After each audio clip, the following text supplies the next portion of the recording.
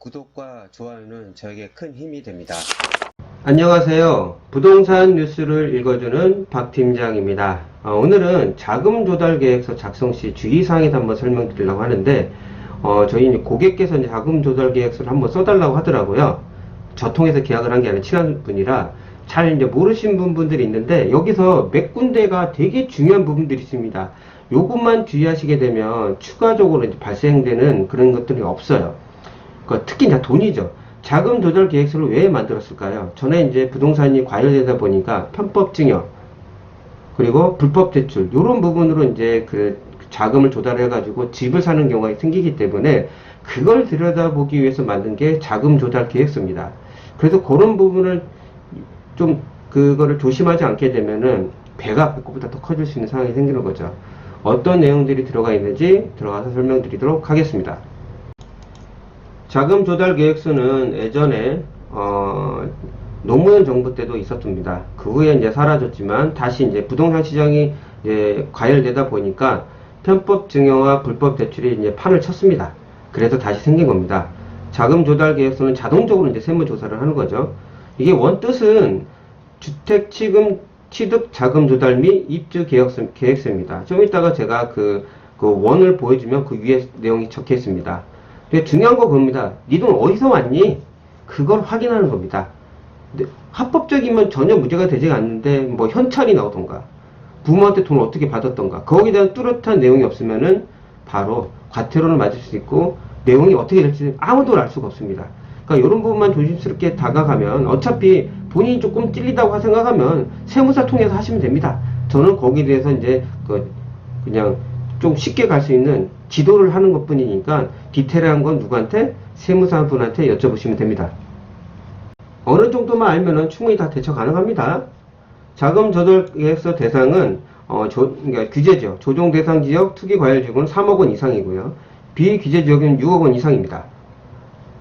근데 그 외에 투기 과열 지구에 9억이 초과되면은 추가적으로 필수 서류를 제출해야 됩니다. 그러니까 나머지는 적기만 하면 되는데 9억 초과가 되면은 서류까지 다 제출을 해야 돼요. 완전히 들여다보는 거기 때문에 조금이라는 편법이 있다고 하면은 큰일 나는 거죠. 예전에는 이제 뭐 일부 업체, 일부 이제 공인중개사도 뭐 일단 다운이나 뭐 업계약서를 막 써놓은 일도 있었는데 그런 일은 아예 자체가 없어졌습니다. 조그맣게 잘못 쓰다가는 그 어렵겠다는 자격증도 날릴 수가 있고 세금도 막 하거든요. 전혀 하진 않습니다. 이런 디테일한 들여다보면은 조심스럽게 해야 되거든요. 어떤 부분인지 또 볼게요. 일단은 자금 조달 계획서 내용 쓰는 거 있잖아요. 그걸 보면서 왔다 갔다 하면서 설명드리도록 하겠습니다. 자, 보시면 주택 취득 자금 조달 및 입주 계획서라고 적혀 있죠. 이게 자금 조달 계획서입니다. 성명 이런 거 다 넣어야 되고요. 하나 끝났네요. 매수인이니까. 자금 조달 계획은 자기 자금 그리고 돈을 어디서 빌렸는지 그 돈입니다. 자, 처음에 금융기관 예금액이 있으니까 그거는 쉽게 넘어갈 수 있고 뭐 주식 채권 같은 건 이제 매각 금액들이 있을 거 아닙니까? 이거는 뭐 어차피 나와 있으니까 그대로 넣으면 됩니다. 중요한 거는 여기서부터는 그래요. 4번, 5번, 그 다음에 8번, 그 다음에 여기 11번. 여기서만 주의를 하시면은 나머지는 큰 문제가 없습니다. 증여, 상속, 증여나 상속 같은 경우는 상속은 어차피 돌아가셨으니까 큰 문제가 없는데 증여 같은 건 되게 예민하게 봅니다. 증여는 일단 부부 같은 경우는 이제 6억 원까지 공제가 되고 직계 존속 위에 계신 분 그리고 직계 미속 아들 딸 이제 밑으로 내려갑니다. 그러면 거기는 5천만 원까지 공제가 되고요. 그리고 직계 비속인데 그게 그 미성년자고 하면 2천만 원까지 되고요. 기타 친족은 1천만 원까지 공제가 됩니다. 이 부분은 그 밖의 관계가 아마 기타 친족이나 뭐 이렇게 하는 겁니다. 이런 부분도 잘 안 하면은 세금 맞을 수가 있는 거예요. 그 내용도 다시 한번 제가 PPT로 설명드리도록 하겠습니다.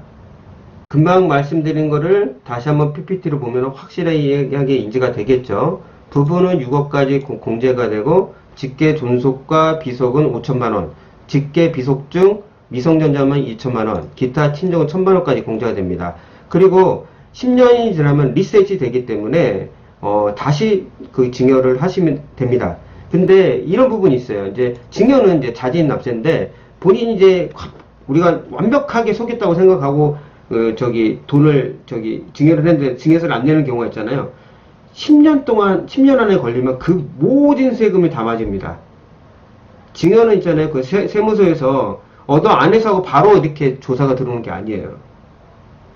시간이 갈수록 그게 누진이 되는 겁니다. 그런 부분 조심하셔야 되고, 합법적으로 했다면 10년이 지나면 리셋이 되는 게 증여입니다. 그 다음에 또 중요한 게 현금 등 그 밖의 자금입니다. 그러면 현금으로 신고할 수도 있잖아요. 나 집에 돈 모아놔서 할 수 있잖아요. 이거를 불법적으로 어떻게 취득했거나 증여를 받았거나, 왜냐면 부모님 현금으로 이렇게 조금씩 줄 수 있잖아요. 본인이 그만큼 소득 금액들이 있을 겁니다. 평생 벌어온 돈 그거보다 높다, 100% 이거는 증여로 볼 수가 있어요. 그러니까 젊은 친구들 있잖아요. 부모님들이 해주려는 분들이 상당히 많잖아요. 갑자기 매덕이 나왔어. 증여로 보는 거죠. 그리고 이게 사람들이 애매한 게 뭐냐, 그냥 집에 여기 금융기관 예금액도 있어요. 이것도 제가 한번 다시 설명드리면, 요거랑 거의 똑같아요. 부모님 옛날에 돈 주신 게 있어요. 그래, 통장이 있었는데 그거 모르고 자기 돈이라고 생각해가지고 그냥 자연스럽게 넣으신 분들이 있습니다. 본인이 벌어왔던 소득이 다 있을 거 아니에요. 들여다 본단 말이에요. 근데 부모님 준 돈을 이거를 증여를 안 하고 했다? 증여세 및 과산세까지 맞습니다. 아까 예금액 있잖아요. 이거 중에 부모님이 그러니까 시간이 좀 지나면 까먹을 수가 있잖아요. 당연히 내 돈이라고 생각하거든요. 그거는 다 똑같습니다. 인간은 다 똑같아. 시간이 지나면은 부모 돈은 내 돈이라고 생각하기 때문에 별로 그런 신경을 안 써요.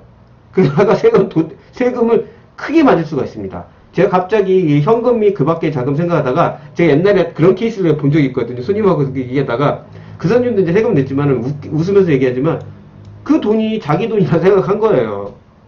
제가 웃으면서 얘기하지만 되게 심각한 겁니다. 부모님 주실 수 있잖아요. 시간이 오래 지났는데 그게 자기 자금이 아니면 들여다보는 겁니다. 특히 그리고 집에 현찰이 있어요. 내가 만약 20억짜리 집을 샀는데 현찰에 갑자기 5억이 여기 튀어나왔어. 어떻게 튀어나왔는지 다 들여다본다니까요. 그거 아니면 세금 받을 수 있습니다. 집에 누가 몇 억씩 이렇게 쌓아놓은 사람이 어딨어요. 1, 2천도 아니고. 1, 2천도 문제가 되는데 다 은행에 넣어놓지, 누가 집에 누가 넣어놓습니까? 불안하게. 그러니까 이런 부분은 아예 안 쓰는 게 제일 좋습니다. 그리고 아까 말씀드린 금융기관 예금액 중에서 부모님 준 돈이라면 그러니까 살 때, 이거 넣을 때 잘 생각해 보시죠. 이 모든 돈이 내가 벌었는지. 그거 잘못 생각하면 큰일 납니다. 그래서 부동산 처분 대금은 내가 이제 매각을 하잖아요. 지금 부동산을 매각하면은 일단은 양도세가 나올 수 있잖아요. 그리고 만약 대금 빌리면 은행 대금과 이자도 내야 되죠. 그러니까 모든 부분이 남고 다 팔고 남은 돈, 그거 플러스 내가 기존에 보증금 있으면 그것도 빼야 되고요. 그리고 전에도 한번 제가 설명드렸지만 골프 회원권, 그리고 만약 그걸 팔았다 그러면 골프 회원권도 됩니다. 그리고 그 다음에 콘도, 그리고 헬스 회원권, 그런 시설물 이용 관리하는 거는 양도소득세에 포함되기 때문에 아마 이게 처분 대금에 들어갈 수 있습니다. 그러니까 이런 내용들을 넣어야 돼요.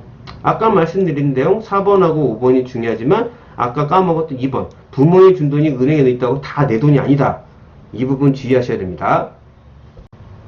오늘 얘기해 드렸던 이 두 부분만큼 더 중요한 게 여기 밑에 8번입니다. 8번. 금융기관 대출의 합격인데, 주택담보대출을 받는 건 누구나 넣죠. 근데 신용대출로 대출받아 넣을 수 있습니다.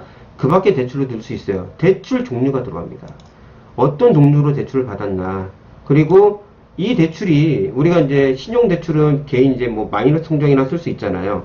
그 밖의 대출은 뭐냐면은 개인 사업자로 대출 받을 수 있고 법인으로 대출을 받을 수 있습니다. 근데 그 대출을 받는 목적이 주택담보대출을 받는 목적이라고 하면은 이 퍼센티지가 있어요. 그 이상 넘어갈 수가 없습니다. 그 이상 넘어가게 되면 이게 자동 회수가 될 수가 있습니다. 향후에.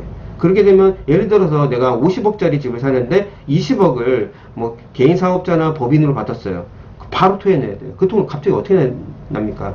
집을 팔 수밖에 없는 거죠. 그런 부분이 어떤 거 있는지 제가 전에 국토부가 이제 발표한 내용에 대해서 제가 한번 그걸 보도자료 보면서 다시 돌아오도록 하겠습니다. 보도자료를 보기 전에 이것도 알고 계셔야 되니까, 계약을 하게 되면 계약권 30일 내에 신고를 해야 됩니다. 그 대출이 실행되어서 얼마가 나오는지 알고 이제 해야 되는 겁니다. 다 대출이 뭐 얼마 나온 게 아니라 확실히 알게 되기 때문에 어차피 30일 내에 신고하잖아요. 우리가 대출 받으려면 미리 안 알아봅니까? 그쵸? 그래서 계약 전에 필시 주거래은행에 상담하시고 어느 정도 대출이 나온다고 하면 그걸 이제 기재를 하는 거죠. 이해하시겠죠? 계약 후 30일에 신고입니다. 그럼 보도자료를 한번 보도록 하겠습니다. 8월 26일 날 나왔던 보도자료입니다. 그 전에 했던 거를 이렇게 조사를 했다는 내용인데요. 일단은 그거 들어가기 전에 뭐 하나 설명드리면 이것도 똑같습니다. 아까 증여하는 거 편법 증여인데요. 부모님 이제 법인을 하게 되면 자녀한테 주는 경우가 있습니다. 이제 퍼센티지가 낮죠. 근데 이렇게 몰아서 이렇게 배당금을 줬던 경우는 편법 증여로 봐서 국세청에 통보하고 그게 아니라고 하면 거기서 세금을 맞을 수밖에 없는 거죠. 이런 부분 조심하셔야 되고 뭐 요거는 큰 의미가 없습니다. 오늘 설명 중에서는 금융위 행안부 금감원 주요 통보 사례입니다. 개인사업자 대출을 받았는데 자 개인사업자 의료원 목적으로 대출을 받았어요. 26억을. 근데 주택 구입해서 대출할 때 썼다. 바로 들여다보는 겁니다. 개인사업자 대출의 용도와 유형을 의심하는 거죠. 돈이 여기서 들어왔다면 100% 걸리는 겁니다. 그럼 나중에 이게 제가 알기로는 이게 그냥 거기 다 자동 회수해야 되거든요. 그럼 그 돈이 갑자기 어떻게 생깁니까? 집을 팔 수밖에 없는 상황이죠. 아마 그 세금도 맞을 겁니다. 규제지역 내 주택 구입 목적 기업자금 대출 금지 위반 의심. 자, 법인으로 이렇게 대출을 받았는데 집을 산 거예요. 이것도 이제 들여다보는 겁니다. 제가 아까 말씀드린 대로 주택담보대출을 받는데 그 외에 다른 대출로 받아서 하게 되면 이제 무조건 잡아내는 겁니다. 신용대출도 이번에 공고위 국토부 이런 데서 거기 지자체 권위를 넣는다고 했죠. 그런 식으로 대출해주면 안 된다. 신용대출도 그냥 본인이 돈 쓰는 거 말고 주택자금 말로 자금 대출로 받는 거는 그러면 뭐하러 LTV DTI가 있습니까? 80%까지 받을 수 있는 거 어차피 투기과제에서 받는데 그러면 의미가 없는 거죠. 그리고 워낙 그게 돈이 많이 쌓였기 때문에 이러다 보면 폭탄 터집니다. 개인 신용으로 대출 받는 것도 주택담보대출 받는데 쓰게 되면 그것도 다 들여다봅니다. 그것도 조심해야 됩니다. 그리고 기존 주택 보유 여부는 주택담보질이 있는 경우만 기재한다. 뭐 이렇게 미보유하면 되고 임대보증금 보증금 있으면 거기 빼야 될 거 아닙니까? 그 집을 살 때 만약 임대를 준다면 임대보증금 넣어야 되고요. 회사 지원금 사채 같은 거 있으면 넣으면 되고요.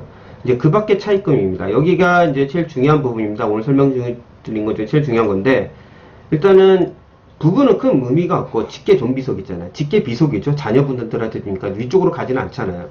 직계 비속일 때는 이제 일단 아까 말한 5천만 원까지는 이렇게 증여보험이 되지만 나머지는 또 돈을 빌릴 수가 있습니다. 부모님이 자식에 대한 무한 사랑이잖아요. 그러면은 보통 이제 그 차용증을 하더라도 거의 이제 편법 증언 이제 증여로 이제 거의 보지만 차용증을 쓰고 차용증 안에 내용을 제대로 넣는 겁니다. 일단은 이자 지급 기간을 확실히 넣어야 되고요. 그 다음에 언제 변제를 한다는 내용을 넣어야 돼요. 그렇다고 이걸 꼭 공증받을 필요는 없습니다. 이자는 제가 그 세무사 제 담당사한테 여쭤봤더니 연간 4.6%라고 합니다. 예전에 한 10% 정도 됐는데 4.6%라고 하니까 그리고 4.6%인데 이게 만약 1,000만원 이제 미만이라고 하면은 그렇게 만약 세금 이자를 그렇게 주지 않더라도 그렇게 증여 과세로 본다고 하진 않는다고 합니다. 한 2억 정도가 좀 넘는다면 이자를 안 줘도 큰 문제는 없다고 하는데 그거는 그냥 제가 물어본 거지 혹시 이제 그런 부분이 있다고 좀 걸리는 부분이 있다고 생각하시면은 꼭 세무사한테 꼭 상담을 수임료 주더라도 꼭 그런 부분을 하시고 이런 거를 이제 그 거래를 하셔야지 안 그러면 큰일 날 수가 있으니까 배가 배꼽보다 더 커질 수 있잖아요.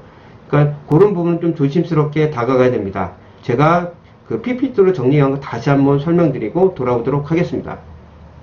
아까 그 주택 자금 조달 계획서는 11번째 차입금인데 부모에게 빌리는 경우는 차용증 제대로 써야 되고요. 이자 지급이 상환 날짜를 확실히 기재해야 됩니다.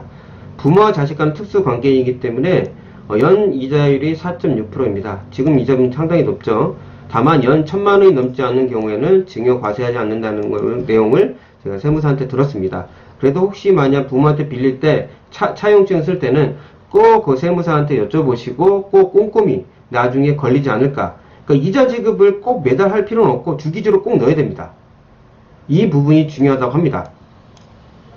그리고 단 공증받을 필요는 없어요. 그러니까 돈을 빌리는 경우가 생길 거 아닙니까? 이런 부분은 꼭 저도 뭐 이런 부분은 그 전에 항상 설명드리고, 부모한테 돈을 빌릴 수 있다. 차용증 제대로 쓰시고 이자 지급하시고 그리고 변제 기간만 넣으시면은 큰 문제는 없는데, 그래도 혹시 만약 이런 부분이 있으면은 꼭 담당하는 세무사분들한테 꼭 상담을 받으시고 이걸 쓰시기를 바랍니다.